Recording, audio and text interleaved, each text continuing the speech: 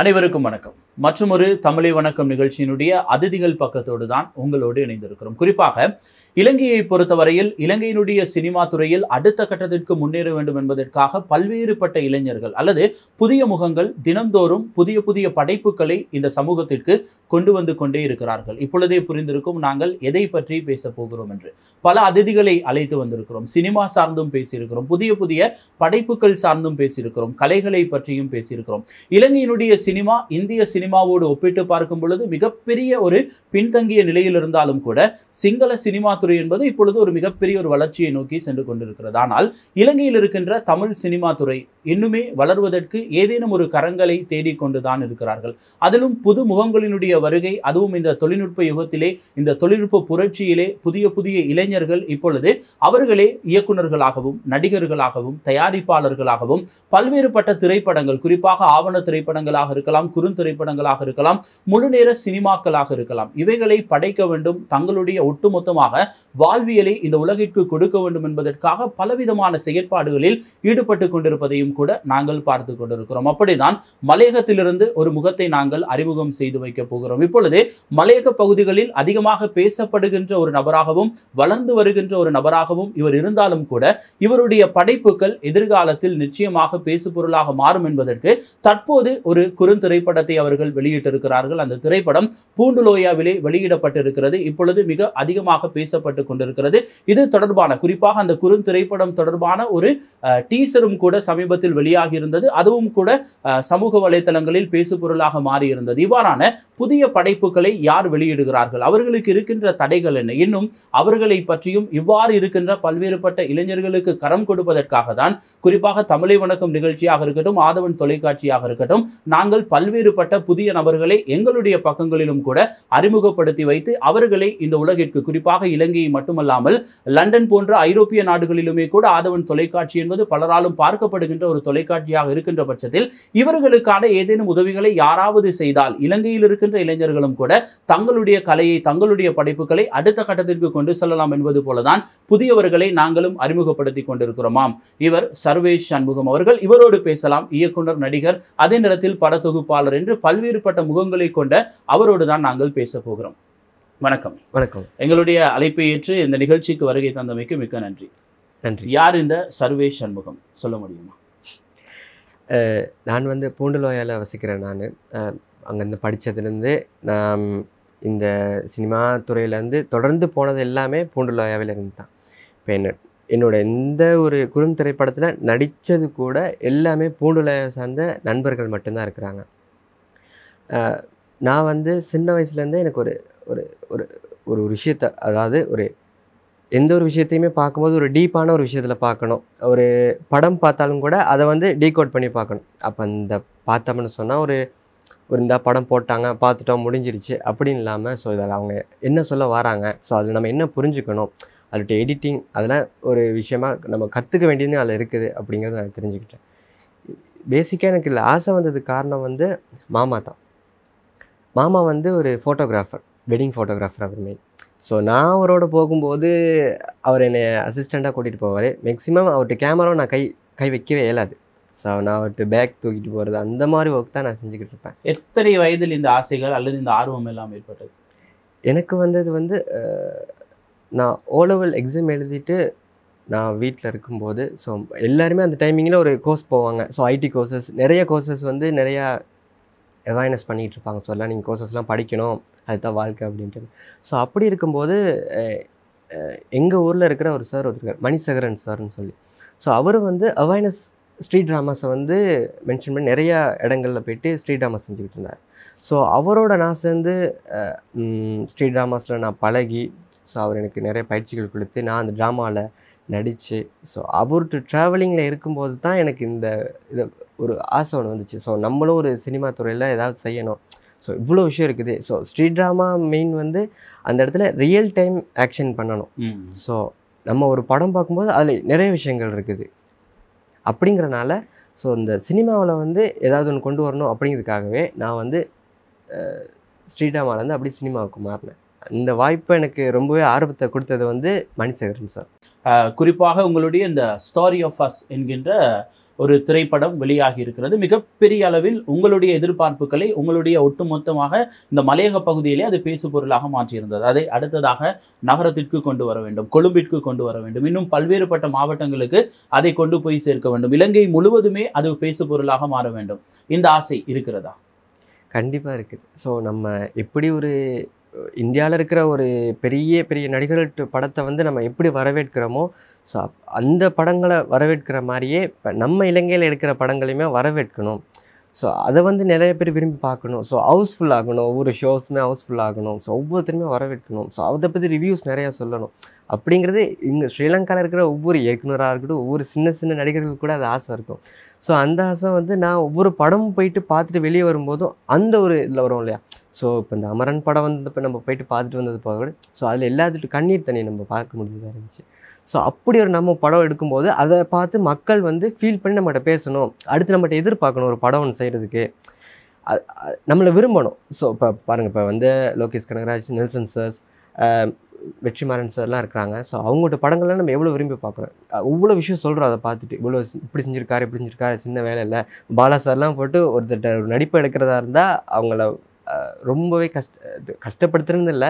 So அவங்ககிட்ட இருந்து original நடிப்பை எடுக்கணும் அப்படிங்கிறதுக்காக அவங்க ரொம்ப கஷ்டப்பட்டு வேலை செய்வாங்க. ஸோ அந்த மாதிரி நம்மக்கிட்டையும் சில விஷயங்களை எதிர்பார்க்கணும். ஸோ நம்மக்கிட்ட படம் பார்த்துட்டு நல்லா இருக்குது அப்படின்னு சொல்லி முடிக்காமல் உங்கள்கிட்ட அடுத்த படம் இப்படி இருக்கணும். ஸோ நிறைய விதத்தில் நம்மகிட்ட கேள்வி கேட்டு நம்மளோட ப்ரெசென்ட்டை நான் அவங்களுக்கு கொடுக்கணும் அப்படிங்கிறது நினைக்கிறேன். ஸ்ரீலங்காவில் ஒரு பெரிய எதிர்பார்ப்பு இருக்கிறது. சினிமா துறையில் தடம் பதிக்க வேண்டும். ஒரு இயக்குனராகவா அல்லது ஒரு நடிகராகவா அல்லது ஒரு படத்தொகுப்பாளராகவா உங்களுடைய ஆர்வம் எதன் மீது இருக்கிறது? எனக்கு வந்து மெயினாகவே ஒரு இயக்குனராக நான் அந்த ஒரு விஷயத்தில் நான் செய்யணும். ஏன்னா இப்போது நான் வந்து ஒரு உலகத்தை உருவாக்குறேன். இப்போ நீங்கள் வந்து நான் உங்கள்கிட்ட ஒரு கதை ஒன்று சொல்லும்போது, ஸோ நீங்கள் அது உங்கள்கிட்ட உலகத்தில் நீங்கள் அதை யோசித்து பார்ப்பீங்க. அந்த இப்படி ஒரு இடம் ஒன்று இருக்குது, ஸோ இப்படி தான் ஒரு கதை சொல்லும்போது நம்ம எப்படி ஒரு புக்கில் வாசிக்கிற கதையே நம்ம ஒரு மைண்ட் செட்டில் யோசித்து பார்ப்போம்.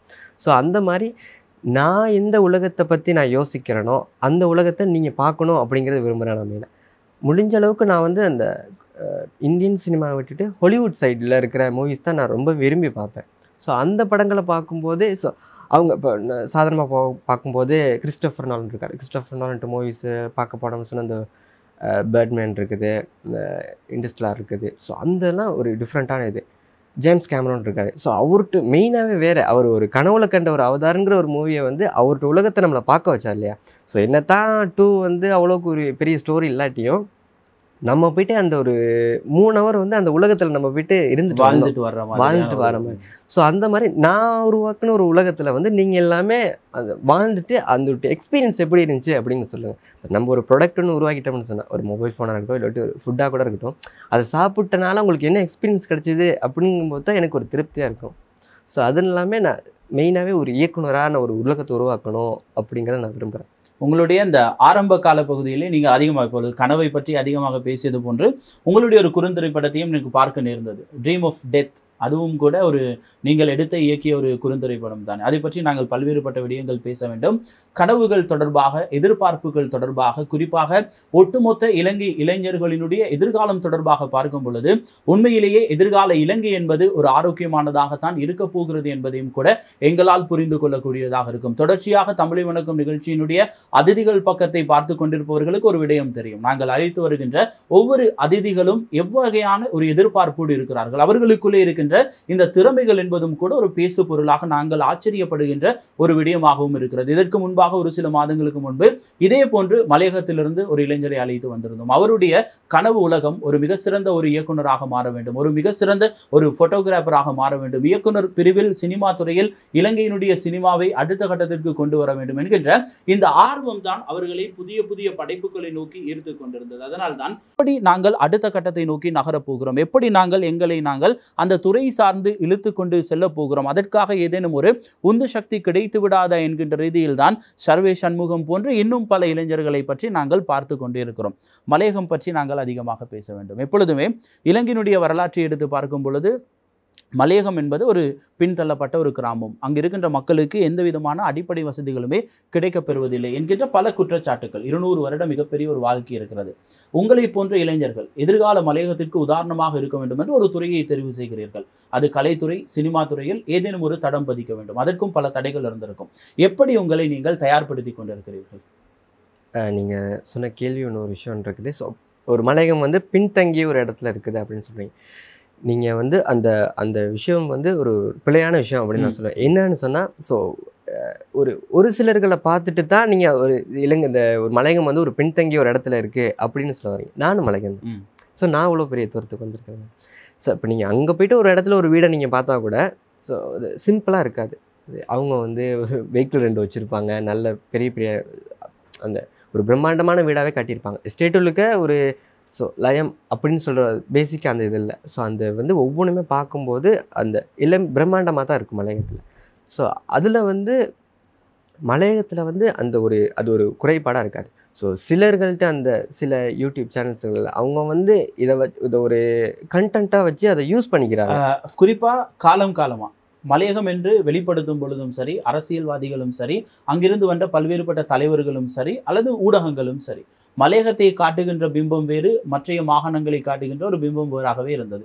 உங்களுடைய வாயினாலேயே அந்த விடயத்தை கூற வேண்டும். மலையகத்தில் இருப்பவர்கள் மலையகத்தை பற்றி கூற வேண்டும். அப்பொழுதுதான் சரியாக அது அடுத்த கட்டத்திற்கு கொண்டு போய் சேர்க்கப்படும். இதுதான் மலையகம். 200 வருடங்களை நாங்கள் கடந்து விட்டோம். எங்களுடைய மக்களுக்கு தேவையான எந்த விதமான விடயங்களுமே கிடைக்கவில்லை என்கின்ற ஒரு ஏக்கம் ஒரு பக்கம், போராட்டம் இன்னும் ஒரு பக்கம். சிறிய சிறிய விடயங்களை நாங்கள் பெரிதாக்கி இதுதான் மலையகம் என்று காட்சிப்படுத்தி கொண்டிருக்கிறோம். நீங்கள் கூறியது போல உங்களை போன்ற பல இளைஞர்களை நாங்கள் மலையகத்திலிருந்து நாங்கள் பேட்டி எடுத்திருக்கிறோம். அவர்கள் பல விடயங்களை எங்களோடு பகிர்ந்திருக்கிறார்கள். புதிய மலையகம், புதியதொரு பார்வையாக அவர்கள் மலையகத்தை பற்றி பேசியிருக்கிறார்கள். அதனால்தான் நானும் அதே போன்றே அந்த கேள்வியை உங்களோடு கேட்டேன். காரணம், பின்தங்கிய ஒரு மாவட்டமாக அல்லது ஒரு மாகாணமாக மலையகத்தை இதுவரை காட்டியிருந்தார்கள். ஆனால் நீங்கள் புதிதாக திரைப்படத்துறையோ அல்லது ஏதேனும் ஒரு கலைத்துறையிலோ வெளியில் வரும்பொழுது மட்டும்தான் மலையகத்திலும் அதற்கான வாய்ப்புகள் இருக்கிறது, இளைஞர்கள் தயாராகி கொண்டுதான் இருக்கிறார்கள் என்கின்ற ஒரு மிகப்பெரிய ஒரு கட்டமைப்பு என்பது வெளிப்படுத்தப்படுகிறது. நீங்கள் தான் அடுத்த மலையகத்தினுடைய மிக முக்கியமான இளைஞர் சமுதாயமாக இருக்கிறீர்கள். ஏதேனும் ஒரு படைப்பை மிகப்பெரிய அளவில் பேசி உலகம் முழுவதுமே மலையகத்தை கொண்டு போய் சேர்க்க வேண்டும். அது எங்களுடைய மலையகத்திற்கு நாங்கள் கொடுக்கின்ற கௌரவம் என்றும் கூட நீங்கள் பல்வேறுபட்ட விடயங்களை கூறுகிறீர்கள். அப்படி இருக்கும் பொழுது இந்த சினிமா துறை அதை எப்படி சரிப்படுத்தும் என்று நீங்கள் நினைக்கிறீர்கள்? நான் உங்கள்கிட்ட ஃபஸ்ட்டே சொல்லியிருந்த போது நான் வந்து ஒரு உலகத்தை உருவாக்குறேன். சினிமாவில் ஒரு இயக்குனராக வந்து நான் ஒரு உலகத்தை உருவாக்கும் போது ஸோ வந்து மலையகம் சார்ந்த இப்போ அதிக கூடின எல்லாருமே யூடியூப் சேனலில் போகிற எல்லா ஷார்ட்ஸுமே மலையகத்தில் இப்படி ஒரு பிரச்சனை நடக்குது, ஸோ இதுதான் பிரச்சனை அப்படிங்கிறதே போகிறனால தான் எல்லாரும் சுற்றி பார்க்கும்போது இவ்வளோ ஒரு பார்வை தான் அந்த ஒரு பார்வைகளுக்கே முடிக்கிறாங்க. இல்லை நம்ம கொஞ்சம் இந்த கோட்டை தாண்டி வெளியே வந்து பார்த்தா இன்னும் நிறைய இருக்குது விஷயங்கள். ஸோ அந்த இதை நான் என் ஊரில் இருந்து நான் வந்து வெளியிடங்கள்லேருந்து எவ்வளவோ செஞ்சுருக்கலாம். பட் நம்ம ஊரில் நம்ம செய்யணும்.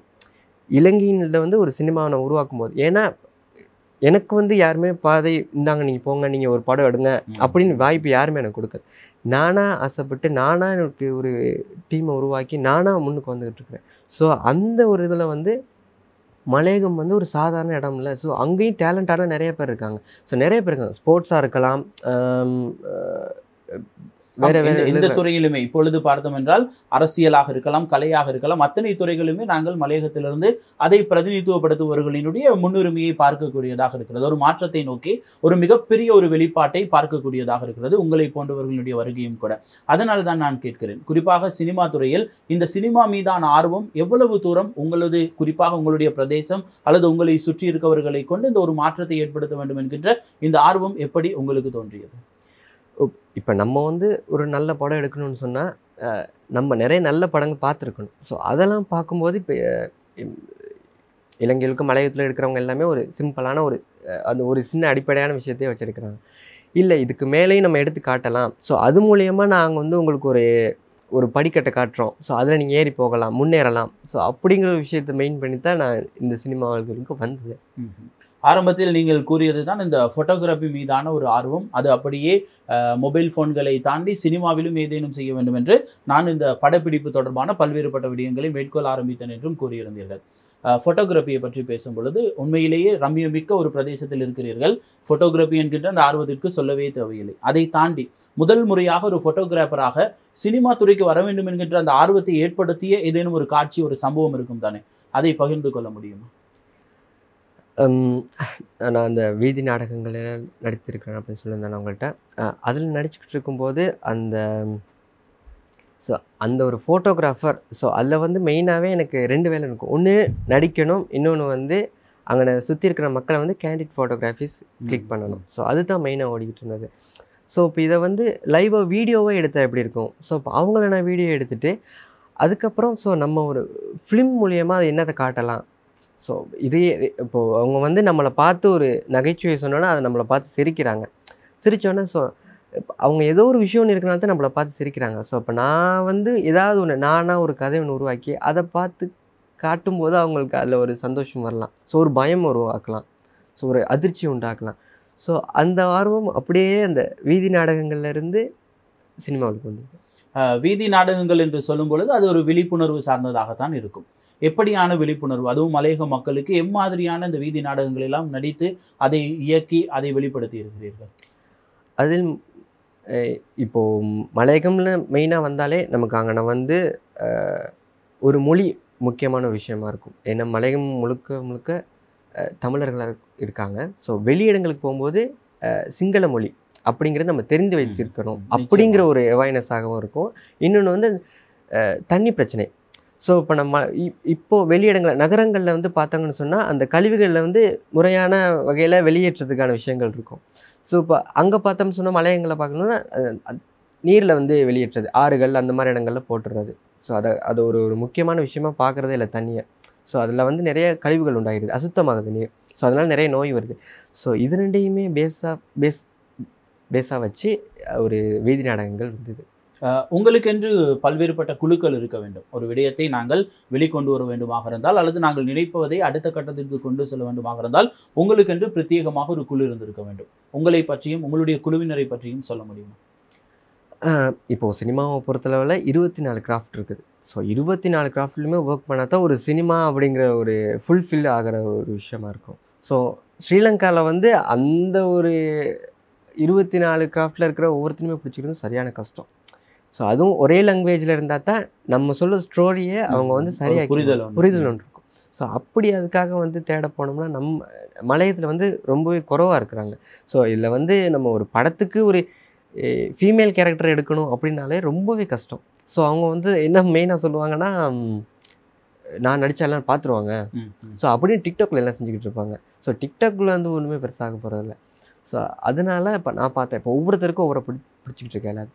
நான் வந்து மெயினாகவே ஒரு ஃபோட்டோகிராஃபர் அப்படிங்கும்போது நான் நிறையா ஹாலிவுட் மூவிஸ்லாம் பார்த்து அவங்க வைக்கிற ஃப்ரேம்ஸ், டிசைன்ஸ், ஒரு விஷயத்தை கொண்டு வராங்க. எப்படின்னா நம்ம காட்சிப்படுத்துகின்ற விதம், காட்சிப்படுத்துகிற விதத்தெல்லாம் வந்து இப்போ நான் பார்த்துட்டு ஓகே இதுதான் விஷயம், என் படத்தை நான் எப்படி காட்ட போகிறேன் அப்படிங்கிற விஷயத்த நான் அதை யோசிச்சுட்டு சினிமாட்டோகிராஃபி, அதை நான் அவுட்புட் எடுத்து அதுக்கு எடிட்டிங், அது எல்லாத்தையுமே நானே அங்கே ஒரு 3 கிராஃப்ட்டை வந்து நானே பேசிக்காக நான் செஞ்சேன்.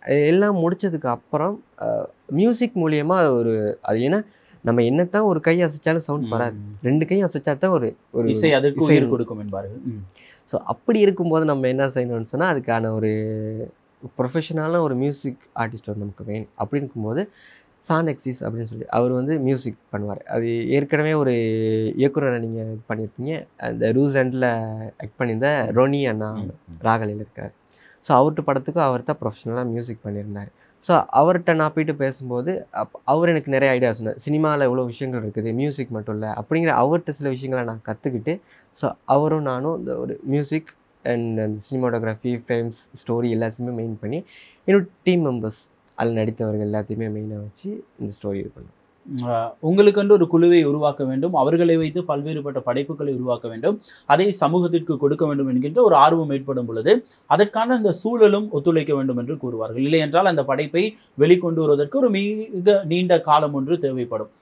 உங்களை பற்றி பார்க்கும் பொழுது ஒரு 2 வருடத்திற்கு முன்பாக உங்களுடைய இணையதளத்திலே ஒரு குறுந்திரைப்படத்தை பதிவிட்டிருந்தீர்கள். அதற்கு பிறகு 2 வருடங்கள் தேவைப்பட்டது அடுத்ததாக ஒரு முழுமையான ஒரு குறுந்திரைப்படத்தை ஒட்டுமொத்தமாக வெளியிடுவதற்கு. ஏன் இத்தனை ஒரு காலதாமதம்?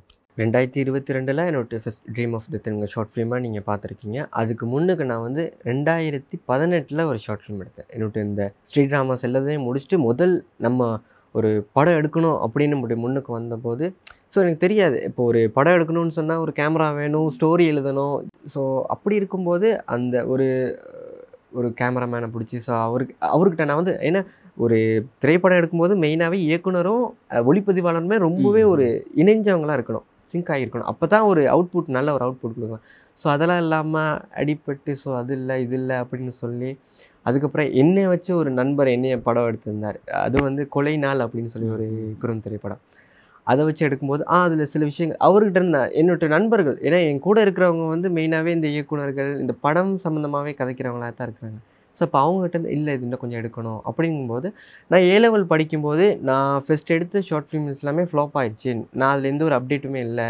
சும்மா பேருக்கு ஒரு இயக்குனர் அப்படின்னு சொல்லிட்டுலாம் இருக்கக்கூடாது, ஏதாவது ஒன்று செய்யணும். அப்படி இருக்கும்போது என்கிட்ட எல்லாமே மெயினாக கேட்ட ஒரு விஷயம், நீங்கள் படம் எடுத்து என்ன செய்ய போகிறீங்க, ஸ்ரீலங்காவில் படத்துக்கு ஒரு இதுவுமே இல்லையே அப்படிங்கும்போது அது எனக்கு ஒரு டவுட்டாகவே இருந்துச்சு. ஸோ இதை நம்ம யூடியூப்பில் போட்டால் நமக்கு எதுவும் கிடைக்குமா, இதாட்டி இதை நான் தியேட்டரில் போடுறதா அப்படிங்கிற டவுட் இருந்துச்சு. இல்லை நமக்கு ஒரு அடையாளம் ஒன்று வேணும் அப்படிங்கிறதுக்காக ஃபஸ்ட்டு ட்ரீம் ஆஃப் டெத் அப்படிங்கிற ஒரு குறும் திரைப்படத்தை வந்து நான் மொபைல்லே ஷூட் பண்ணி மொபைலில் நானே எடிட் பண்ணேன். அதுக்கு சவுண்ட் எல்லாமே அப்பயே ரெக்கார்ட் பண்ணி ரியல் டைம் ரெக்கார்டிங்லாம் பண்ணியே நாங்கள் அதை அவுட்புட் பண்ணியிருந்தோம். அது யூடியூப்பில் போட்டதுக்கப்புறமும் அந்த எனக்குள்ள சில கேள்விகள், இதில் நம்ம யூடியூப்பில் போட்டோம், இதில் நமக்கு என்ன கிடைக்க போகுது. ஸோ ஒரு 10 பேர் பார்ப்பாங்க, அப்படி குறைஞ்சது ஒரு 1K பார்ப்பாங்க. அப்படி 1K பார்த்தாலும் நம்மகிட்ட என்ன கேட்க போகிறாங்க, வாவ் சூப்பர் நல்லா இருக்குது கங்க்ராச்சுலேஷன்ஸ். ஸோ அதை வச்சு நம்ம ஒன்றுமே செய்ய முடியாது. நம்ம அடுத்து ஒரு படம் எடுக்கிறது, இப்போ நான் அந்த ட்ரீம் ஆஃப் டெத் எடுத்துகிட்டு இந்த ஸ்டோரி ஆஃப் அஸ் எடுத்து இந்த படத்துக்கு அந்த கங்க்ராச்சுலேஷன்ஸும் சூப்பரும் ஒன்றுமே எனக்கு கை கொடுக்கல. ஸோ இல்லை அதில் இன்னும் நான் அப்டேட் ஆகணும் அப்படிங்கும்போது 1 இயராக ஒரு இந்த ஷார்ட் ஃபிலிம் அந்த அடுத்த ஒரு ஃபிலிம் எடுக்கணும் அப்படிங்கிறதுக்காக ஸ்டோரியை ரொம்பவே யோசிச்சேன்.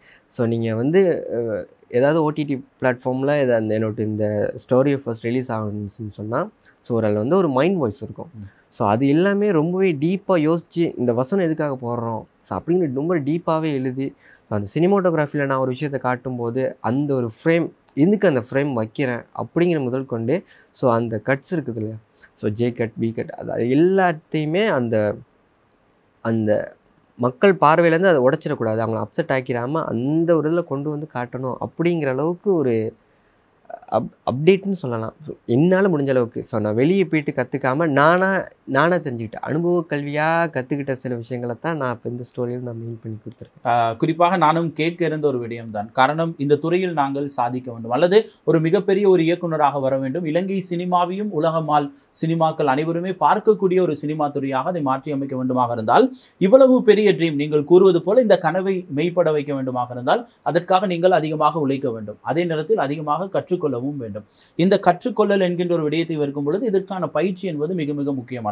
ஒவ்வொரு விடயங்களையும் நுணுக்கமாக ஆர்வமாக நாங்கள் பயிற்சி எடுத்துக்கொண்டால் மட்டுமே ஒரு சிறந்த இயக்குனராக நாங்கள் வர முடியும். வெறுமனே கேமராக்களை கொண்டு ஒரு காட்சியை நாங்கள் படம் பிடிப்பதனால் நாங்கள் ஒரு இயக்குனராக மாறிவிட முடியாது. ஆனால் இந்த பயிற்சியை மேற்கொள்வதற்கு நான் கேட்க இருந்த ஒரு கேள்வியாக இருந்தது, யாரேனும் உங்களுக்கு உதவி செய்தார்கள் அல்லது ஏதேனும் ஒரு துறையில் இது சார்ந்த ஒரு படிப்பினை நீங்கள் மேற்கொண்டு அதற்கு பிறகு சினிமா துறைக்குள்ளே வந்தீர்களா என்று கேட்க நினைத்தேன். ஆனால் நீங்கள் நானாகவே கற்றுக்கொண்டேன் என்கின்ற ஒரு விடயத்தை கூறியிருந்தீர்கள். நீங்களாகவே கற்றுக்கொள்ளும் பொழுது பல்வேறுபட்ட சினிமாக்களை பார்க்க வேண்டியிருந்திருக்கும். அது ஹாலிவுட் சினிமாவாக இருக்கலாம், இந்திய சினிமாவாக இருக்கலாம், இலங்கை சினிமாவாகவும் இருக்கலாம். இலங்கை சினிமா திரைப்படங்களை பார்த்திருப்பீர்கள். இலங்கை சினிமா இன்னும் எவ்வளவு தூரம் வளர வேண்டும் அல்லது அதிலிருந்து நீங்கள் கற்றுக்கொண்ட உங்களுக்கு எடுத்துக்கொண்ட விடயங்கள் என்று ஏதேனும் இருக்கிறதா?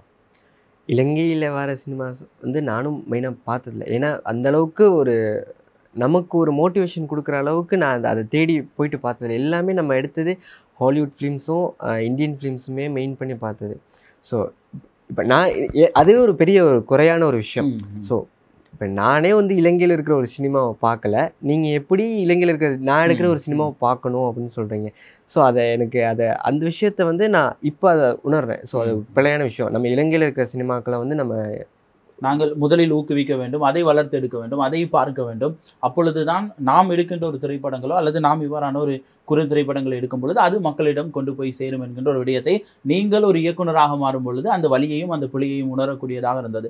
ஆனால் ஒட்டுமொத்தமாக இலங்கையர்கள் என்று பார்க்கும் பொழுதும் நாங்கள் விடுகின்ற தவறும் அதே போன்றதொரு நிலையை தான் இருக்கிறது. இலங்கையினுடைய சினிமா துறையை எடுத்துக்கொண்டுமாக இருந்தால் அதுவும் நூற்றாண்டை தொடக்கூடிய வகையில் ஒரு மிகப்பெரிய ஒரு வரலாற்றை கொண்டிருந்தது. ஆனால் அந்த படிகள் என்பது ஒரு தொழில்நுட்ப புரட்சி ஏற்படும் பொழுதோ அல்லது நாங்கள் இந்திய சினிமாவை ஒத்து வாழுகின்ற பொழுதோ நாங்கள் பழக்கப்படுத்தி கொண்ட ஒரு சில விடயங்களினால் இலங்கையினுடைய சினிமா என்பது ஒரு குறிப்பிட்ட காலப்பகுதிக்கு மேல் மிகப்பெரிய ஒரு வளர்ச்சியை அடையாமல் சென்றிருந்தது. இருந்தாலும் கூட எமது சகோதர மொழியை எடுத்துக்கொண்டுமாக இருந்தால் சிங்கள சினிமா துறை என்பது ஒரு மிகப்பெரிய ஒரு வளர்ச்சி பாதைக்கு தொடர்ச்சியாக சென்று கொண்டிருப்பதையும் அவர்கள் அது சார்ந்து முயற்சிகளை மேற்கொண்டிருப்பதையும் கூட நாங்கள் பார்க்கக்கூடியதாக இருந்தது.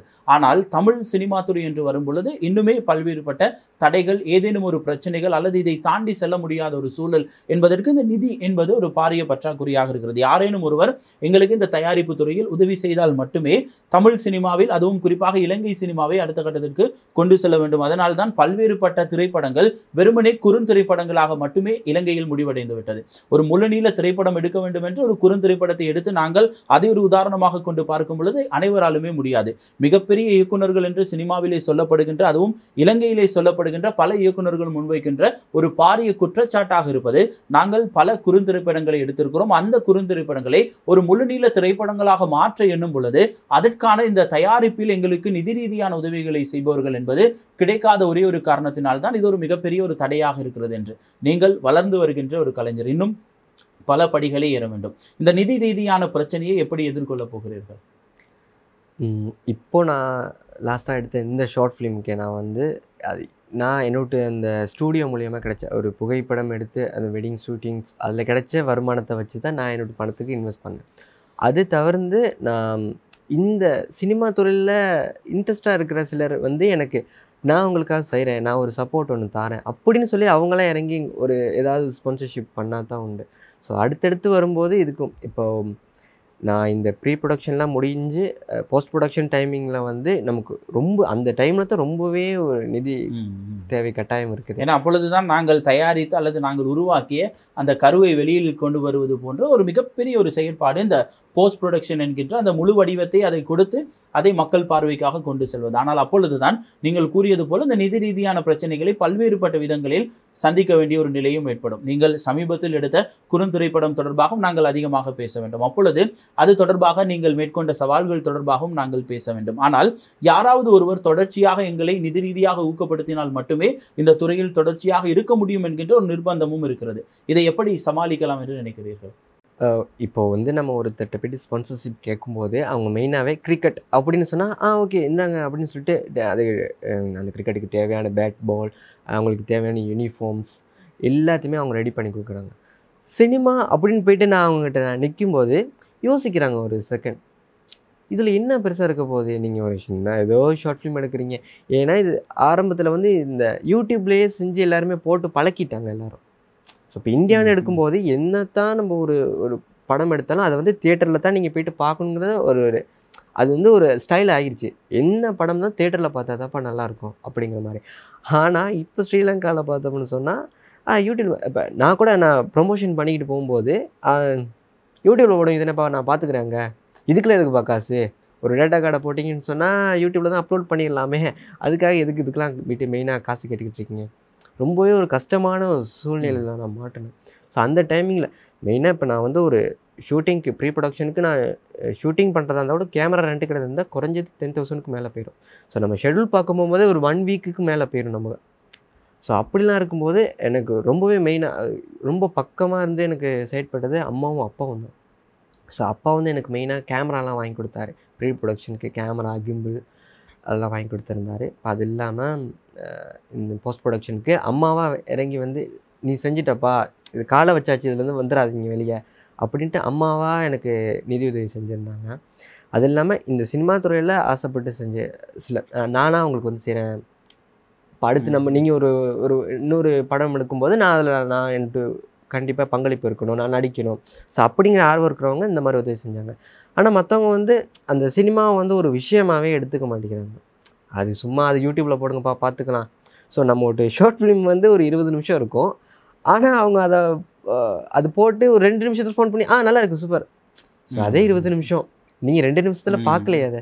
ஸோ அந்த இது இருக்கக்கூடாது. அதனால இதுக்கு நீங்கள் எவ்வளோக்கு எஃபெக்ட் போடுறீங்களோ, இப்போ நீங்கள் இதை நம்பி இந்தாங்க இந்த காசை பிடிங்க, நீங்கள் இந்த வேலைகள்லாம் செய்யுங்க அப்படின்னு இடங்கும்போது தான் நான் இன்னொரு இடத்துல போயிட்டு ஒரு திரையரங்களை போட்டும்போது நிறைய மக்கள் பார்த்து ஸோ அந்த இந்தியாவில் இருக்கிற அந்த சினிமா கல்ச்சர் ஸ்ரீலங்காவும் கொண்டு வரலாம். அதாங்க மெயினான ஒரு விஷயமாகவே இருக்குது. இப்பொழுது நீங்கள் எடுத்த குறுந்திரைப்படங்களை பற்றி பேசும் பொழுது நாங்கள் இணையதளத்தில் பார்த்த ஒரு குறுந்திரைப்படம் தான் ட்ரீம் ஆஃப் டெத்.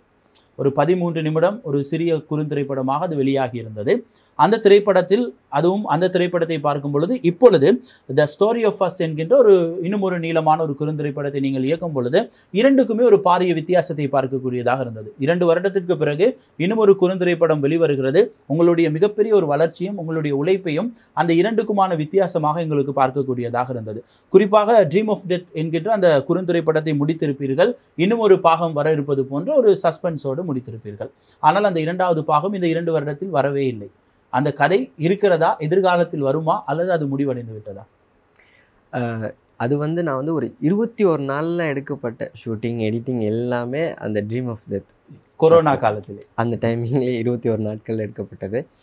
அது நான் ஒரு ஸ்டோரி அது ஒரு சின்ன ஸ்டோரி விஷயம். ஸோ நம்ம பேசிக்காகவே பார்க்கும்போது சிலர் இறந்ததுக்கப்புறம் நம்ம கனவுல வருவாங்க. ஸோ இல்லை இறக்க போகிறாங்க, சாக்க போகிறாங்க அப்படின்னு சொன்னால் நம்ம கனவுல வருவாங்க.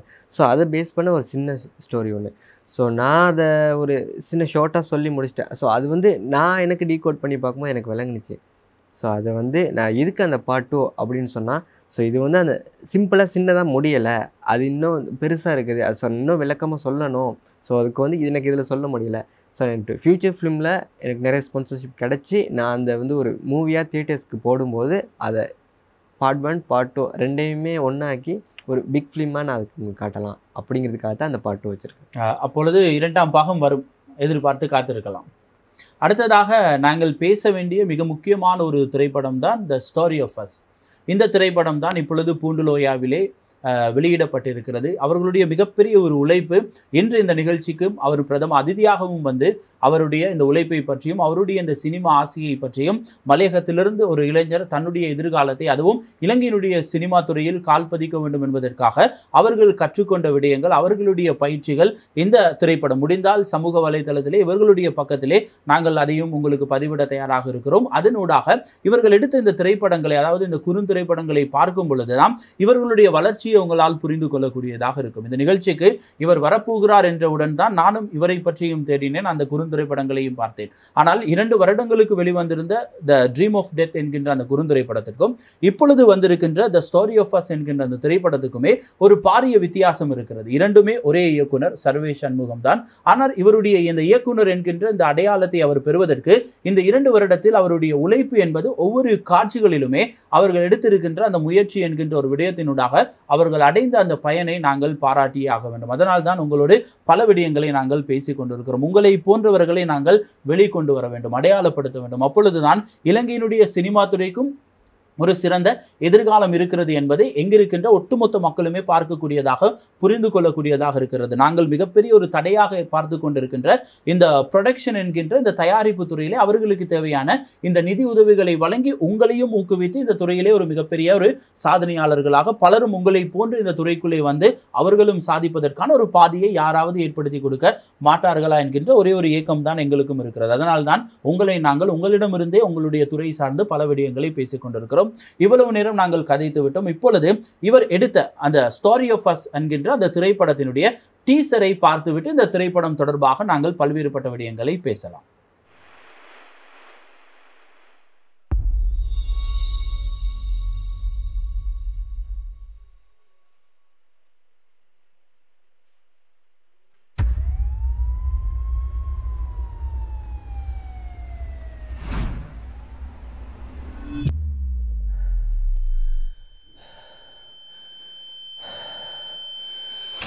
Do you copy?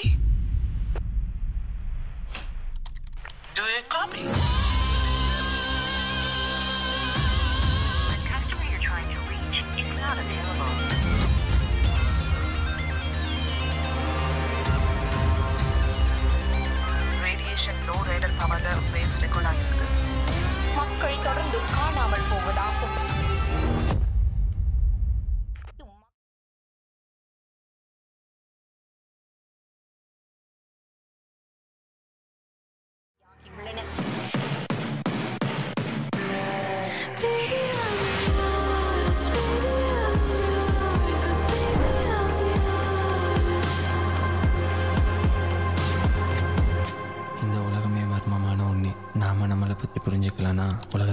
புரிஞ்சிக்க முடியாது.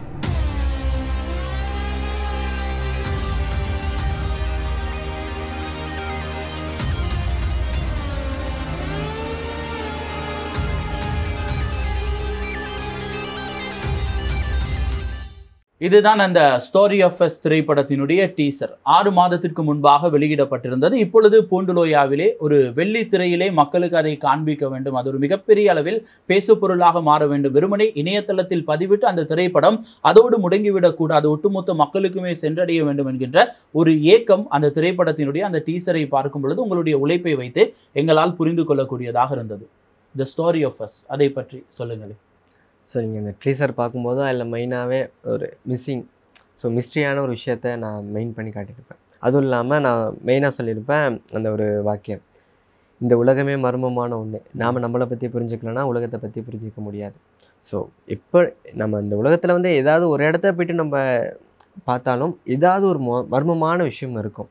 ஸோ அதுக்கு முன்னுக்கு நம்மளை வச்சு ஏதாவது பார்க்கும்போது நமக்குள்ளே ஒரு மர்மமான விஷயத்த மெயின் பண்ணியிருக்கோம். ஸோ அதுக்கு முன்னுக்கு நம்மளை பற்றி தெரிஞ்சுக்கணும். இந்த மர்மத்தை பற்றி தெரிஞ்சுக்கிட்டா தான் உலகத்தில் இருக்கிற மர்மமான விஷயங்களை பற்றி தெரிஞ்சுக்க முடியும்.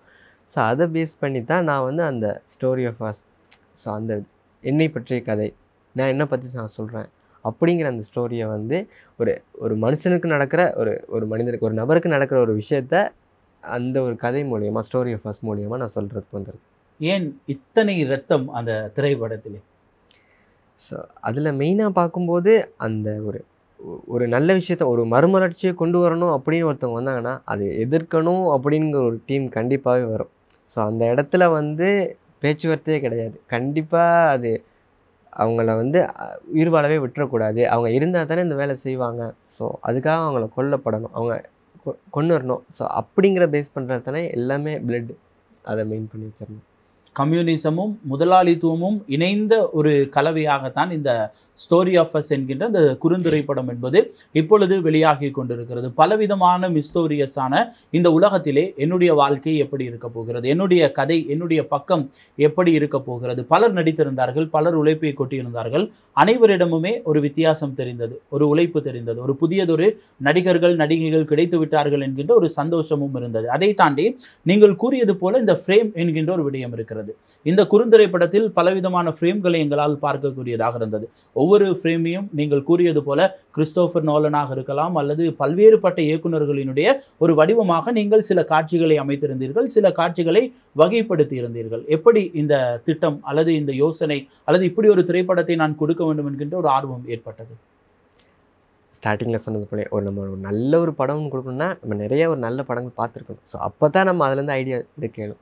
ஸோ அப்படி பார்க்கும்போது அந்த ஒரு ஃப்ரேம், ஸோ அந்த ஃப்ரேம் மூலயமா நான் என்ன சொல்ல வரேன். ஸோ நீங்கள் இந்த ட்ரெய்லர் கட்டில் பார்க்கும்போது ஒரு க்ளோஸ் அப் ஷாட், ஸோ அதில் வந்து நான் அவர்கிட்ட அந்த நிலைமையை நான் வந்து சொல்கிறேன். அதாவது ஸோ அவர் வந்து இந்த உலகத்தில் வந்து ஒரு சாதாரண மனுஷனாக இருந்தேன்னா எனக்கு என்ன ஆணுச்சுன்னே தெரியல. ஸோ அப்படி இருக்கும்போது நான் வந்து இப்படி ஒரு நிலைமைக்கு வரேன். ஸோ அது அவர்கிட்ட அந்த ஒரு மர்மமான விஷயத்துக்கான தெளிவை வெளியே கொண்டு வராரு, அதுக்காக வர ஒரு பெருமூச்சு. ஸோ அதை வந்து மெயின் பண்ணுறதுக்கு ஒரு க்ளோஸ் அப் ஷாட் வச்சுருப்பேன். ஸோ அப்போ அந்த சீன் பார்க்கும்போது ஸோ அந்த மாதிரி ஒவ்வொரு ஃப்ரேமுக்குமே ஒவ்வொரு ஃப்ளாஷ்பேக், ஸோ ஒவ்வொரு ஸ்டோரி, ஸோ அவங்க நடந்து வர ஸ்லோ மோஷன்ஸாக இருக்கலாம், ஸோ அவர் திரும்புகிறதா இருக்கலாம், எல்லாமே க்ளோஸ் அப் ஷாட்டாக முடிஞ்ச அளவுக்கு அந்த வேறு ஒரு பெரிய பெரிய படங்கள் பார்த்துட்டு ஸோ அவங்க எதுக்கு இதை வச்சாங்க மெயின் பண்ணி. ஸோ நம்ம நிறைய வெப்சீரிஸ்லாம் பார்த்துருப்போம், இந்த Game of Thrones, Stranger Things, அதெல்லாம் பார்க்கும்போது அவங்க வச்சுருக்க ஒவ்வொரு ஃப்ரேம்ஸ் கட்டுமே ஸோ அது ஒரு விஷயத்தை நமக்கு சொல்லிக் கொடுக்கும். ஸோ அதை நம்ம எப்படி நமக்கு அதை ஒரு விஷயத்தை பார்க்கும்போது நமக்கு கூஸ்பம் ஆகும். ஸோ இந்த இதை பார்க்கும்போது இப்படி எந்திரிச்சு வருவோம். ஸோ அந்த ஃப்ரேம் பார்க்குறதுக்கு அந்த ஒளிப்பதிவாளரை ஒரு விஷயம் செஞ்சுருக்கிறாரு இயக்குனரோட சேர்ந்து.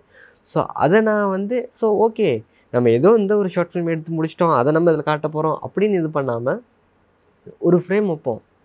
அதில் உங்களுக்கு பயமும் வரலாம், அதில் சிரிப்பும் வரலாம். ஸோ எதாக இருந்தாலும் அந்த ஒரு ஃப்ரேம் அந்த அவர் நடிப்பில் அவர் கதை சொல்ல வேணாம், அந்த ஃப்ரேமும் சேர்ந்து ஒரு கதை சொல்லட்டும் அப்படிங்கிறதுக்கான ஃப்ரேம்ஸ் தான் மெயினாக. உண்மையிலே ஏன்னா நீங்கள் கூறிய அந்த உதாரணமே இந்த துறையில் நீங்கள் எவ்வளவு தூரம் ஆர்வமாக சில வெப் தொடர்களை நாங்கள் பார்க்கும் பொழுது அதிகமாகவே அனைவருமே ஆச்சரியப்பட்டது தான் இந்த கேம் ஆஃப் த்ரோன், அதே போன்று ஸ்ட்ரேஞ்சர் திங்ஸாக இருக்கலாம். அவர்களுடைய ஒவ்வொரு பாகமும் வெளிவரும் பொழுது அல்லது அந்த பாகம் எப்பொழுது வெளிவரும் என்கின்ற ஒரு ஆர்வம் அந்த காலகட்டத்திலே இருந்தது. 2 திரைப்படங்களுமே வந்து வருடங்களை கடந்திருந்தாலும் இந்த ஒவ்வொரு பாகங்களும் வெளிவரும் பொழுது அந்த இயக்குனர் சம்பாதித்த ஒரே ஒரு விடயம், மக்களை ஏங்க வைத்த ஒரு விடயம் தான். அடுத்த பாகம் ஸ்ட்ரேஞ்சர் திங்ஸிலே அடுத்த பாகம் எப்படி வரப்போகிறது, யாருக்கு என்ன நடந்தது, அவர் கூறிய அந்த காட்சிகள் அனைத்துமே அந்த ஒவ்வொரு காட்சிகளை அவர் வகைப்படுத்திய விதத்திலேயே இருக்கும். அதே போன்றுதான் இந்த கேம் ஆஃப் த்ரோன் என்கின்ற ஒரு விடயத்தை எடுக்கும் பொழுது இதை கூட திரைப்படமாக்க முடியுமா, அல்லது இந்த கற்பனையை கூட நிஜமாக்க முடியுமா, அல்லது இந்த கற்பனை உலகத்திற்கு நீங்கள் கூறியது போலவே உங்களை இது ஒரு மிகப்பெரிய உதாரணமாக கூட இருந்திருக்கும். நீங்களும் கனவு கண்டு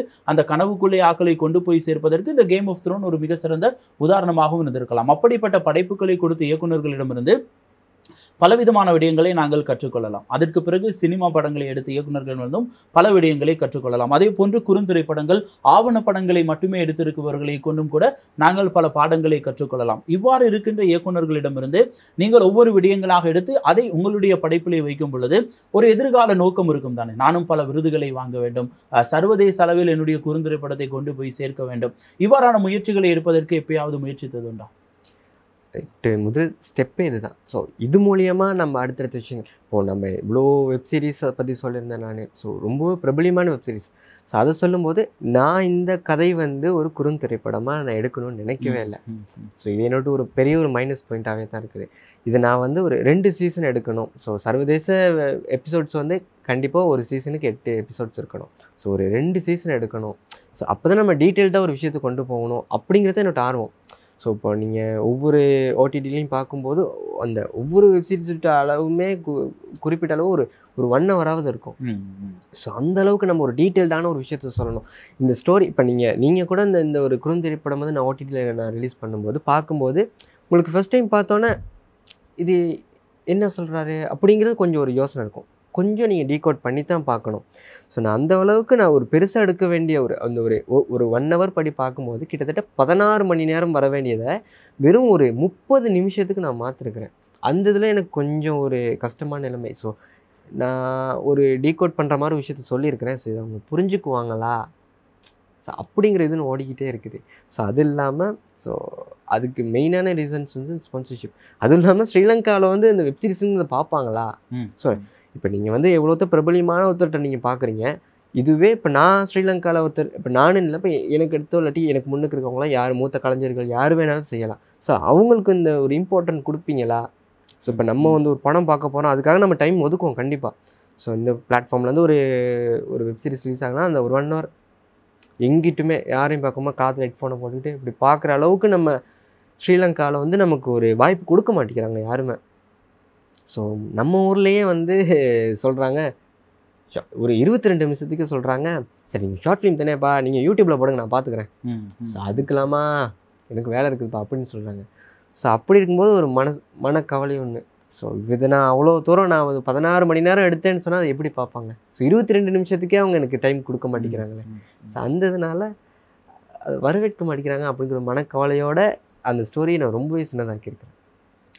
பல திறமையானவர்கள் அல்லது பல கலைஞர்கள் காணாமல் போனது இந்த ஒரு விடயத்தினால் தான். ஆனால் எப்பொழுதுமே நாங்கள் உங்களிடம் கூறுவது ஒரே ஒரு விடயத்தை தான், மனதை தளர விடாதீர்கள். இந்த மனதை நீங்கள் தவறவிட்டால், அல்லது நீங்கள் இந்த முயற்சி என்கின்ற ஒன்றை அடுத்த கட்டத்திற்கு கொண்டு செல்லவில்லை என்றால், அல்லது இது போதும் இந்த துறை நமக்கு சரிவராது என்கின்ற ஒரு எண்ணம் உங்களுக்குள்ளே உருவாகுமாக இருந்தால், நீங்களும் அடுத்த கட்டத்திற்கு முன்னேற முடியாமல் ஒரு இடத்திற்குள்ளே குறுகிய ஒரு வாழ்க்கையை வாழ வேண்டிய ஒரு நிலைக்கு தள்ளப்படுவீர்கள். திறமைசாலிகள் பிறப்பதில்லை, உருவாக்கப்படுகிறார்கள் என்று கூறுவார்கள். அப்படிப்பட்ட திறமைசாலிகள் உருவாக வேண்டுமாக இருந்தால் உங்களுக்கு ஏற்படுகின்ற தடைகளை முதலில் தகர்த்தெறிய கற்றுக்கொள்ள வேண்டும். அல்லது தொடர்ச்சியான அந்த முயற்சிகள் ஒரு நாள் நமக்கு சிறப்பான ஒரு பலனை கொடுக்கும். அல்லது இப்படிப்பட்ட ஒரு பிம்பம் அல்லது இப்படிப்பட்ட ஒரு மாய உலகத்தில் இருக்கின்ற இலங்கை மக்களையும் நாங்கள் மாற்ற வேண்டும். அவர்களுக்கும் இலங்கை சினிமா அல்லது இலங்கையினுடைய சினிமாவை அடுத்த கட்டத்திற்கு கொண்டு வருவதற்காக முயற்சித்துக் கொண்டிருக்கின்ற இவ்வாறான குறுந்திரைப்படங்களை எடுக்கின்றவர்கள் காட்சிகளும் கூட மிக சிறந்த அறிவார்ந்த சிந்திக்கக்கூடிய அவர்களுடைய ஒவ்வொரு காட்சிகளுமே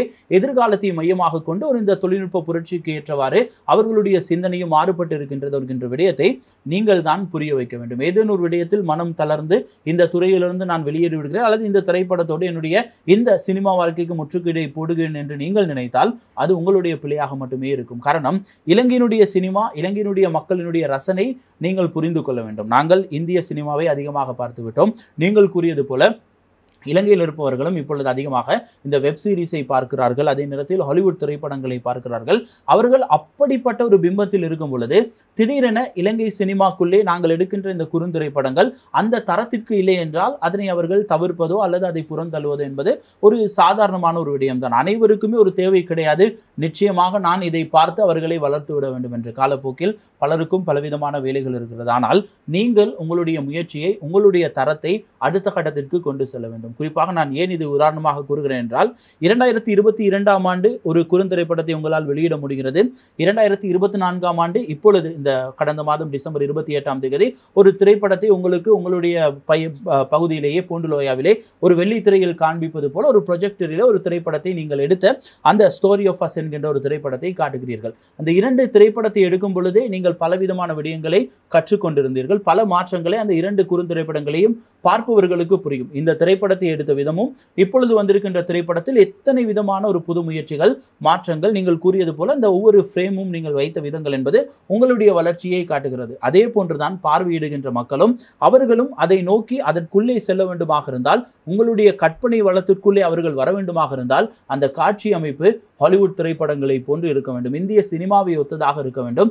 ஆச்சரியப்படுத்தும் விதமாக அந்த எடிட்டிங் என்பது இருக்க வேண்டும். அந்த பின்னணி இசை என்பது அப்படி இருக்க வேண்டும். ஆனால் இந்த திரைப்படத்தில் அந்த ஒரு கலவையை நீங்கள் கொடுத்திருக்கிறீர்கள். நிச்சயமாக வெற்றி பெற்றிருக்கிறீர்கள். அந்த திரைப்படத்தை, அந்த குறுந்திரைப்படத்தை பார்த்து எங்களாலும் கூட இந்த வளர்ச்சியை புரிந்து கொள்ளக்கூடியதாக இருந்தது. ஆனால் பூண்டுலோயாவிலே கடந்த மாதம் 28ஆம் தேதி இதை ஒரு வெள்ளித்திரையில் காண்பிப்பது போல ஒரு ப்ரொஜெக்டரிலே அதை காண்பித்திருந்தீர்கள்.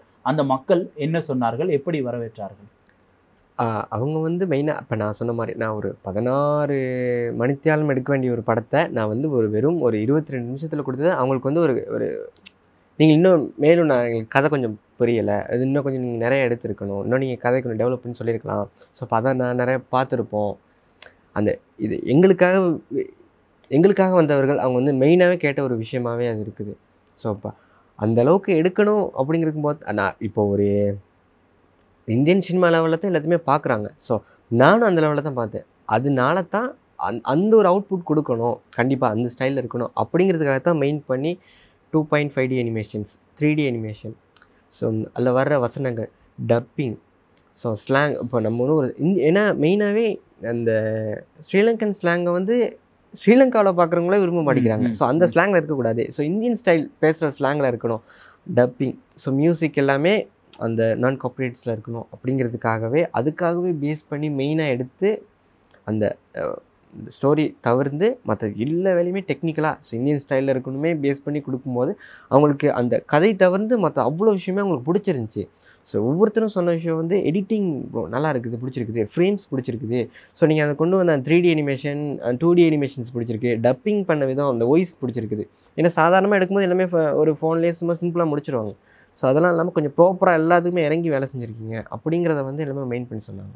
ஆனால் ஸ்டோரிக்கு நான் அவங்களுக்கு சொல்லுவேன். இப்போ நான் சொல்கிறேன் என்ன விஷயம்னா, நான் வந்து 16 மணி நேரம் எடுக்க வேண்டிய ஒரு படத்தை வந்து 22 நிமிஷத்தில் சொல்கிறனால அது உங்களுக்கு புரியாது. அது நானாக சொன்னது தான் உண்டு. ஏன்னா அது 16 மணி நேரம் எனக்கு கொடுக்கல. நான் திரும்ப ஒரு நீங்கள் இப்போ கேட்டீங்க, இல்லை நீங்கள் சொல்லுங்கள் நான் பார்க்குறேன்னு சொன்னால் நிறைய அளவில் வரவேற்க மாட்டாங்க கண்டிப்பாக.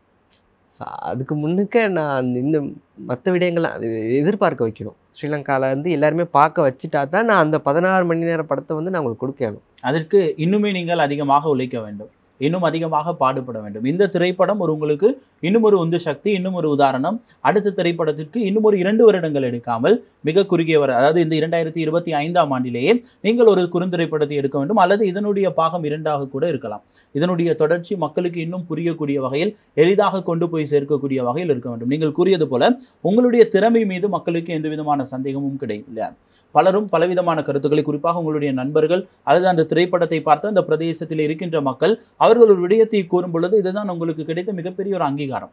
அவர்களிடமிருந்து தான் நீங்கள் அடுத்ததாக இன்னும் ஒரு நகரத்திற்கோ அல்லது இன்னும் ஒரு இடத்திற்கோ அந்த திரைப்படத்தை கொண்டு போய் சேர்த்து நீங்கள் எதிர்பார்த்த அந்த வெள்ளித்திரையிலே அந்த திரைப்படத்தை முழுமையாக அவர்களுக்கு இந்த குறுந்திரைப்படத்தை காண்பிக்க வேண்டுமாக இருந்தால், இல்லது விருதுகளை நோக்கி ஒரு அங்கீகாரத்தை நோக்கி நீங்கள் நகர வேண்டுமாக இருந்தால், இன்னுமே உங்களுடைய உழைப்பை உங்களுடைய கதையிலாக இருக்கலாம் அல்லது அதை எடுத்துக்கொண்ட விதமாக இருக்கலாம், இன்னும் அதிகமாக மக்களுக்கு புரிய வைக்கக்கூடிய அந்த எளிய முறையை நீங்கள் கடைபிடிக்க வேண்டும். நாங்கள் நோலனை கடைபிடிக்க போகிறோமா அல்லது பாலாவை கடைபிடிக்க போகிறோமா அல்லது யாரை நாங்கள் பின்பற்ற போகிறோம் என்பதையெல்லாம் தாண்டி உங்களுடைய பெயர் சண்முகம் என்கின்ற அந்த பெயர் திரையில் வரும் பொழுது இவருடைய திரைப்படம் இப்படிதான் இருக்கும், இதை எளிதாக புரிந்து கொள்ளலாம், மக்களை ரசிக்க வைக்கும் வண்ணம் இருக்க வேண்டும் என்கின்ற அந்த எண்ணத்திற்கு நீங்கள் மக்களை மாற்ற வேண்டும். இலங்கை மக்களை அதற்காக நீங்கள் அதிகமாகவே உழைக்க வேண்டும். அப்பொழுதுதான் நாங்கள் நினைக்கின்ற அந்த ஒரு எதிர்பார்ப்பை பூர்த்தி செய்யக்கூடிய வகையில் ஒரு மாற்றத்தை ஏற்படுத்த வேண்டும். இதற்கு பிறகு உங்களுடைய எதிர்கால திட்டங்கள் எப்படி இருக்கிறது, அதில் கற்றுக்கொண்ட பாடங்கள், அடுத்த குறுந்திரைப்படம் அல்லது ஒரு ஆவணப்படம் அல்லது ஒரு முழுநீள திரைப்படம், எதை நோக்கி பயணிக்க போகிறீர்கள்?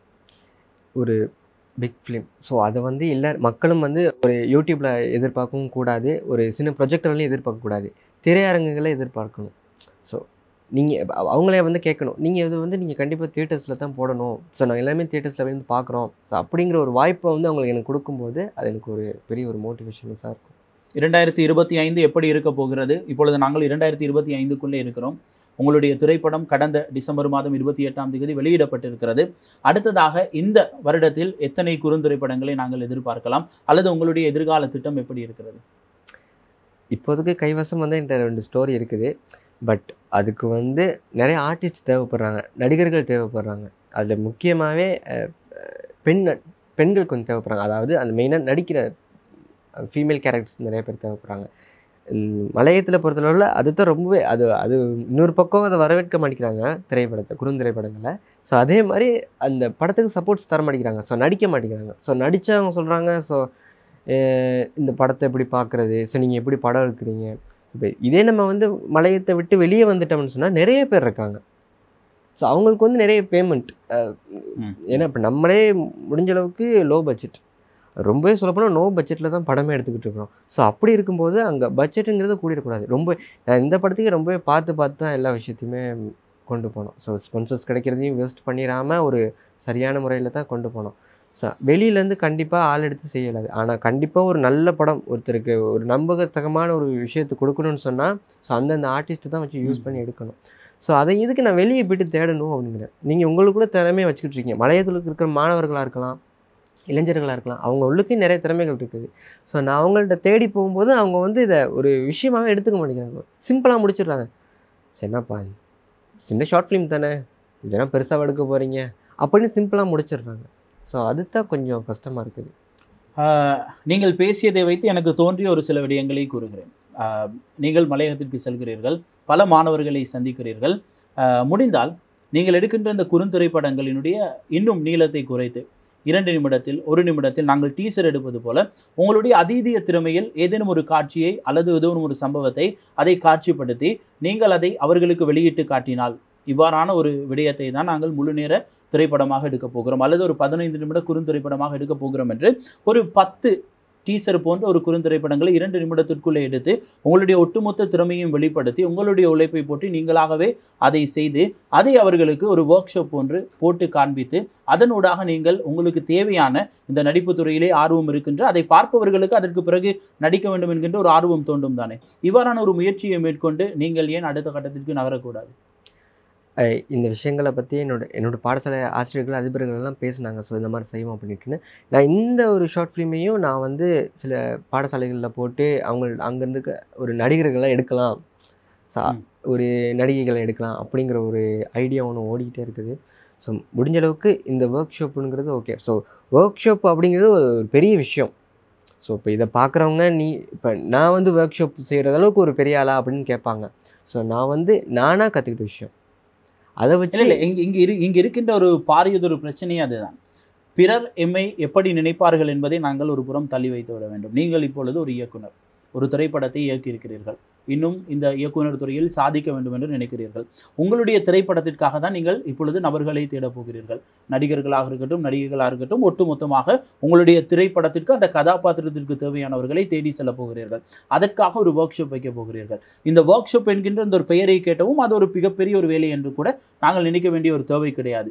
இது தொடர்பான ஒரு முன்னோட்டம், அது தொடர்பான ஒரு கலந்து ஆலோசனை, இவர்களை நாங்கள் தெரிவு செய்வதற்கான ஒரு பயிற்சி பட்டறை, இப்படித்தான் அதை நாங்கள் பார்க்க வேண்டும். அதற்கான முயற்சிகளை நீங்கள் மேற்கொள்ளும் பொழுது ஒரு இயக்குனராக உங்களை பற்றிய பிம்பங்களை எல்லாம் ஒரு புறம் தள்ளிவிட்டு இந்த திரைப்படம் இதை வெளிக்கொண்டு வருவதற்காக நான் கதாநாயகர்களை தேடுகிறேன் அல்லது அந்தந்த காட்சிக்கு தேவையான கதாபாத்திரங்களை தேடப் போகிறேன் என்கின்ற ரீதியில் ஒரு சில விடயங்களை நீங்கள் முழுமையாக முயற்சித்து கையாளும் பொழுது அதற்கான வெற்றி நிச்சயமாக ஏதேனும் ஒரு இடத்திலிருந்து அந்த கதாபாத்திரத்திற்கு தேவையான ஒரு நபரை நாங்கள் ஒன்றிணைக்கக்கூடியதாக இருக்கும். அதற்கு முதலில் உங்களுடைய குழுவும் நீங்கள் செய்ய போகின்ற அந்த விடயமும் மக்களுக்கு நம்பிக்கை ஏற்படுத்தக்கூடியதாக இருக்க வேண்டும். அப்பொழுதுதான் அவர்கள் அந்த குழுக்குள்ளே இணைந்து அவர்கள் அந்த துறைக்குள்ளே அவர்களுடைய பங்களிப்பை கொடுப்பார்கள். இவ்வாறான முயற்சிகளை நீங்கள் சரிவர மேற்கொள்வதற்கு இன்னும் அதிகமாக பயிற்சி எடுக்க வேண்டும்.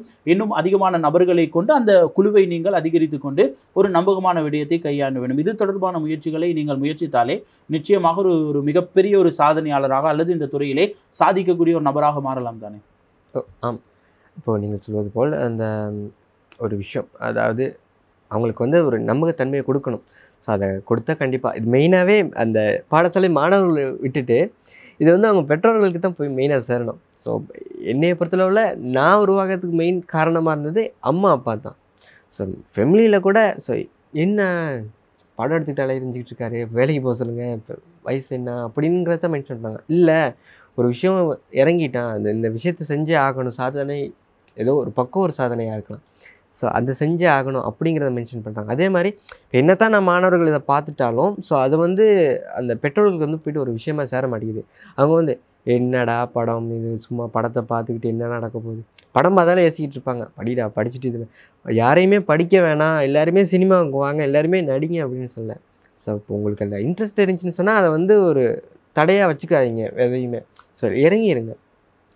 எல்லாருக்குள்ளேயுமே ஒரு நடிகன் இருக்கிறான், எல்லாத்துக்குள்ளேயும் இயக்குனர் இருக்கிறாங்க, எல்லாத்துக்குள்ளேயுமே ஒவ்வொரு திறமைகள் இருக்குது. ஏதேனும் ஒரு படைப்பாளி உறங்கி கொண்டு தான் இருப்பார். ஸோ இதை இந்த காணொலியை பார்க்குற ஒரு குடும்பத்தில் பெற்றோர்களை வந்து மெயினாக அவங்களுக்கு அதில் விருப்பம் இருந்துச்சுன்னு சொன்னால் அதில் அவங்கள விட்டுருங்க. ஏன்னா இப்போ நான் இந்த இடத்துல இருந்துட்டு நான் ஒரு வேறு இடத்துக்கு வேறு ஏதோ ஒரு போயிடுவேன். ஸோ இந்த இடத்துக்கு யாராவது இருக்கணும். ஸோ இப்போ அடுத்தடுத்து வளர்ந்து வந்தால் தான் ஸோ நம்மளோட மலையத்தையும் சும்மாவே அந்த எதுவுமே இல்லை அப்படின்னு சொல்கிறாம நம்ம திறமையை நம்மளே கொண்டாந்துருக்கணும் வெளியே. நம்மளாவது ஒரு பெற்றோர் வந்து சும்மா விட்டுறாமல் ஒரே வழியில் கொண்டு போகாமல் பல வழி இருக்குது இல்லையா? ஸோ எல்லாருமே படிப்பு மூலியமாகவே தான் போகணும், கவர்மெண்ட் ஜாப்லேயே தான் போயிட்டு இருக்கணும் அப்படிங்கிறது இல்லை. சினிமாவும் ஒரு பக்கம் இருக்குது, பிஸ்னஸும் ஒரு பக்கம் இருக்குது. ஸோ சினிமா துறையிலையும் போகணுன்னு அவங்க விரும்பினாங்கன்னு சொன்னால் சினிமாலாம் வேணாம்ப்பா அப்படிலாம் சொல்லாமல் சினிமா பக்கமும் அவங்கள இறக்குனீங்கன்னு சொன்னால் மலையகம் வந்து ஒரு பின்தங்கிய நிலைமையில் இருக்காது கண்டிப்பாக. ஸோ நம்மளால் முயற்சி செய்யப்பட்டு அது வெளியே வந்துடும். நிச்சயமாக பலவிதமான விடயங்களை உங்களோடு நாங்கள் பேசியிருந்தோம். இது சர்வேஷ் சண்முகம் என்கின்ற ஒரு வளர்ந்து வருகின்ற ஒரு இயக்குனருடைய ஒரு பார்வை. அவருடைய பார்வையில் குறிப்பாக மலையக சினிமாவை அடுத்த கட்டத்திற்கு கொண்டு செல்ல வேண்டும். அதே போன்று மலையகத்திலும் ஒவ்வொரு துறை சார்ந்த அதை நிரூபிக்கக்கூடிய, அதை வளர்த்து கொள்ளக்கூடிய ஒவ்வொரு நபர்கள் இருக்கிறார்கள். அவர்களுக்கான வாய்ப்பும் கொடுக்கப்பட வேண்டும். அது இலங்கை சினிமாவின் ஒரு ஆரம்பமாக இருக்க வேண்டும். இன்னும் நாங்கள் எங்களை அடுத்த கட்டத்திற்கு கொண்டு செல்வதற்கு இது ஒரு ஆரம்ப புள்ளியாக இருக்க வேண்டும் என்கின்ற ரீதியில் தான் அவருடைய குறுந்திரைப்படங்களும் கூட இப்பொழுது வெளியாகி இருக்கின்றது. அவருக்கும் எங்களுடைய வாழ்த்துக்களை நாங்கள் தெரிவித்துக் கொள்ள ஆசைப்படுகிறோம். குறிப்பாக இந்த புது வருடம் பலவிதமான புது நபர்களை எங்களுக்கும் அடையாளம் காட்ட தயாராகி கொண்டே இருக்கிறது. இதுதான் தமிழை வணக்கத்தினுடைய அதிதிகள் பக்கத்தினுடைய ஒரு விசேடமான விடயம். நாங்கள் ஒவ்வொரு அதிதிகளை தேடி அவர்கள் தொடர்பான விடயங்களை உங்களுக்கு நாங்கள் வழங்கும் பொழுது நாங்கள் எதிர்பார்ப்பது ஒன்றே ஒன்று விடயம்தான். இலங்கையிலும் நாங்கள் பேச வேண்டிய பகுதிகள் அதிகமாக இருக்கிறது. இலங்கையிலும் நாங்கள் வெளிக்காட்ட வேண்டிய நபர்கள் அதிகமாக இருக்கிறார்கள். அவர்களுடைய உழைப்பு, அவர்களுடைய ஒவ்வொரு உழைப்புக்குமான அங்கீகாரம் என்பது ஒவ்வொரு விடயத்தை நாங்கள் எப்படி அழகாக படைக்கிறோம் அல்லது அதை வெளிக்கொண்டு வருகிறோம் என்பதில் தான் இருக்கிறது. இதை நாங்கள் புறம் தள்ளிவிட முடியாது. நாங்கள் ஒரு பொறுப்பு வாய்ந்த ஊடகம், எங்களுக்கும் பல பக்கங்கள் இருக்கிறது. நாங்கள் எங்களுடைய மக்களை, எங்களுடைய நபர்களை, எங்களுடைய இளைஞர்களை உங்கள் முன் கொண்டு வந்து நிறுத்தினால் மட்டுமே அது சார்ந்த விடயத்தில் ஒரு மிக சிறந்த சாதனையாளர்களை நாங்கள் உருவாக்கி கொடுக்க முடியும். எப்பொழுதுமே ஒரு வசனம் இருக்கிறது, படைப்பு என்று ஒன்று இருந்தால் நிச்சயமாக படைப்பாளி என்று ஒருவர் இறந்தே ஆக வேண்டும் என்று கூறுவார்கள். அப்படிதான் ஒவ்வொரு படைப்புக்குமான ஒரு அதிசிறந்த படைப்பாளிகளை நாங்கள் தேடிக்கொண்டே இருக்கிறோம். இன்னும் பலவிதமான செயற்பாடுகள் இருக்கிறது. பல்வேறுபட்ட விடயங்களுக்கு மத்தியில் எங்களுடைய அழைப்பை ஏற்று நீங்கள் வருகை தந்து பலவிதமான செயற்பாடுகளை பேசியிருந்தீர்கள். உங்களுக்கும் எங்களுடைய நெஞ்சார்ந்த நன்றிகள்.